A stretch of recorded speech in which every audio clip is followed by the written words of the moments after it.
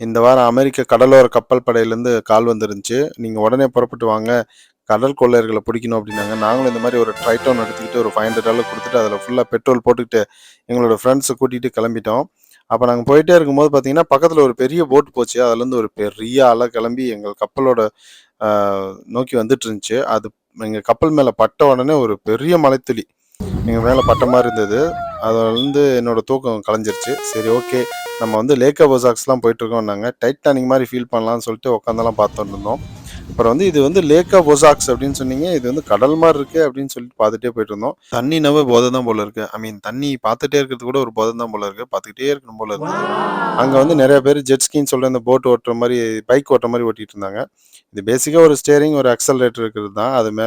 அத ஆப்பரேட் பண்ணிட்டு போயிட்டே இருக்கலாம். இது பார்த்தீங்கன்னா, பனானா போட் அப்படின்னு சொல்றாங்க. அங்க ஆர்டிஃபிஷியலா வேற ஒரு பீச் கிரியேட் பண்ணி வச்சிருந்தாங்க. இந்த வீடியோ பிடிச்சிருந்தா லைக், ஷேர், சப்ஸ்கிரைப் பண்ணுங்க. நன்றி.